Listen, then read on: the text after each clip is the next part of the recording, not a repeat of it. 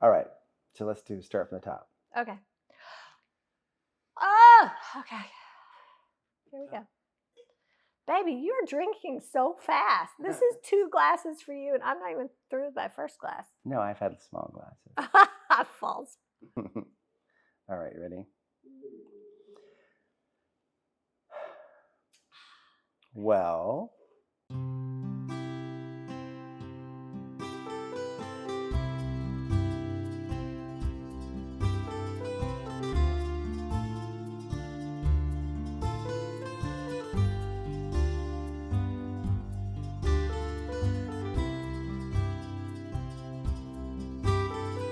Oh gosh, how did we meet? well, here we go. This is gonna be fun. We were on Bumble, This is true. right? The truth is out. And I swiped on her, and I got back a very simple HI explanation point. She loves explanation points. That's true. If you text with Eve, you get a lot of explanation points.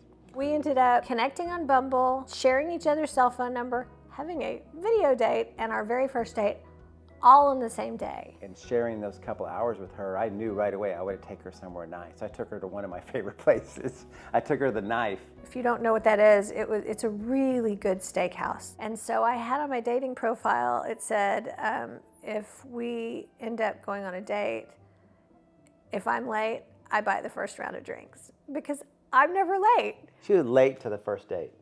It was not my fault. I kept hitting like every stoplight on the way there.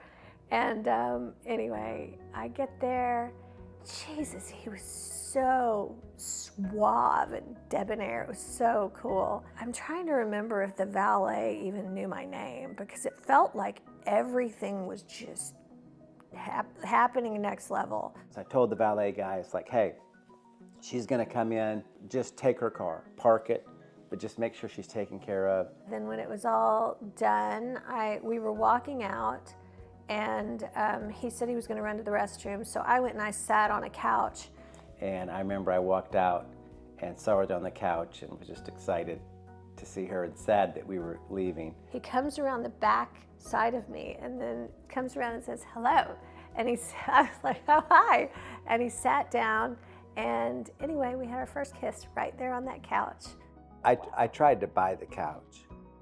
Like literally, like that's a historic couch. I went back and tried to buy it, but unfortunately he called the hotel. He wanted to buy it. Yeah. And so after a couple of months, we'll say, he was like, so do you want to be my girlfriend? We were just having a good time. And he said that. And I was like, what, you're not going to like put a note in my locker or something like that? I mean, we all know that's how you're supposed to do it. I just brushed it off. It's like, oh, okay. He put a 6-foot locker on my front porch. You mentioned that I could put a note in your locker. Well, I finally found it. Will you be my girlfriend, please, Jess? Did you see this? I did, in fact, see this. What man does that? Yeah, but I'm just thinking, like, you're not going to put it in my locker, so that was kind of a challenge. Then I happened to bump into a site that said, hey, are you a graduate of Kilgore High School?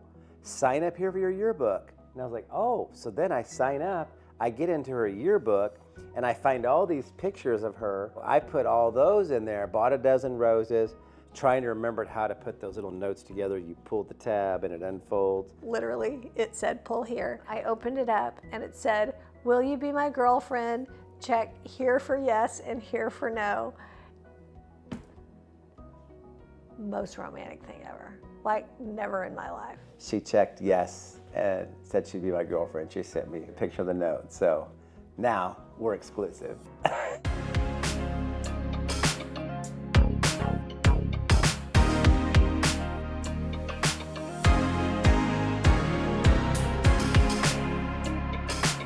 He asked me if I wanted to go with him to Mexico. At that time, nobody wants to travel because COVID. Right. So we're masked up and like, we didn't Let's care. go. Let's go. Yeah.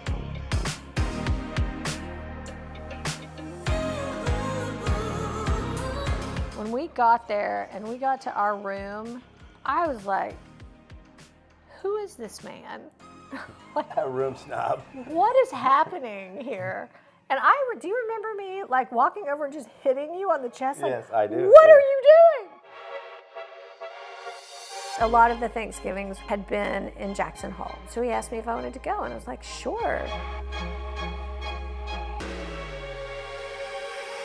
Being an extraordinary father is super, super important. He so effortlessly is just this incredible human with his kids and with Jade. I was struck. So you want moose. So if you have a moose, you want to say, do you have a moose in the house? And then if I have a moose and I go, woo, then I have to give you my moose. Do you have a moose in the house?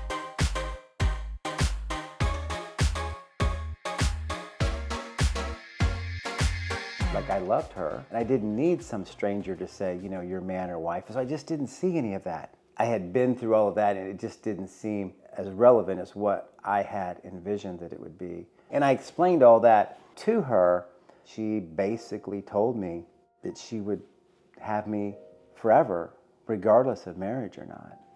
I knew that she was willing to give up a dream of hers and accept me, you know, like, unconditionally right where I'm at and exactly as I am. And that was something I hadn't really ever experienced.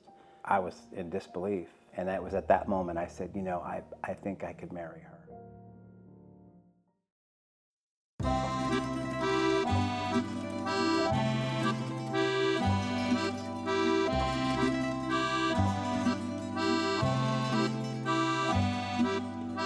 She came to me and she said, hey, my friend's daughter is getting married and I want to go to the wedding. Will you think we could go to the wedding? The first time we went to Italy was like crazy. I was like, hey, we're just going to go with the flow. We're going to have a car. We're going to go from city to city. We're going to go see and do whatever we want after this wedding. She's like, well, what do I bring? And I said, bring one nice outfit. That's Venice. That's Florence. That's Pisa. Now we're in Milan. We take the elevator down to that second level where there was a really nice bar and the restaurant we were gonna have dinner at. I just got ready for like 2 hours. And he said, hey babe, why don't we go outside, because there was a pier that overlooked Lake Como.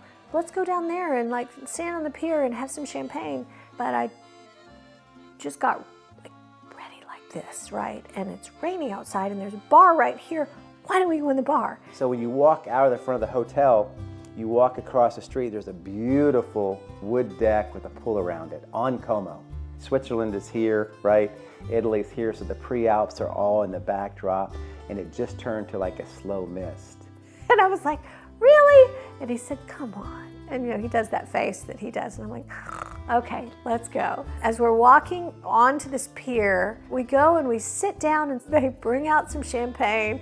He goes, let's go stand on the pier and look out over the water. So I get her out to the dock, and we're just kind of looking at the pre-Alps and how beautiful it was. And she says to me, you remember what she said? I do remember. I said, I am so glad that you talked me into coming down here, because I feel like I'm in a snow globe.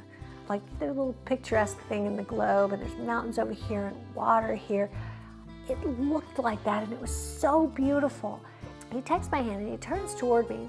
And he says, you know, baby, he's talking about us, and his eyes start tearing up. And I'm like, what's happening? Are you okay? Are you okay? And then at this point, when I'm worried about him, he starts like going down on a knee. That's when it clicks. And then I look over and I see the photographer and I go, oh, I think that I literally went, oh. It was insane. And it was the most romantic experience of my life.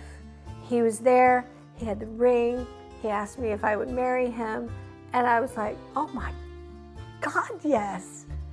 It was amazing. I am so blessed. He is something special.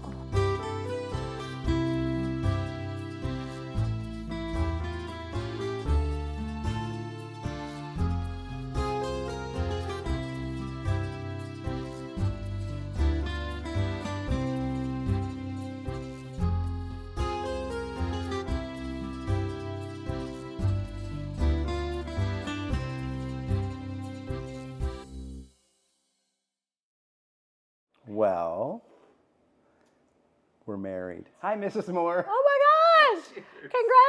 Congratulations! You did so good.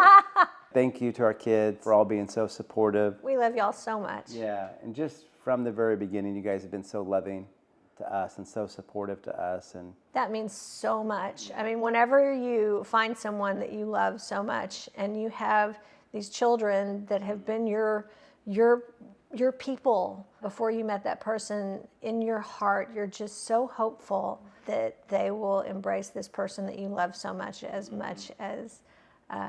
love them. yeah, I think the coolest thing was Crystal said, "Dad, I'm just glad you're happy."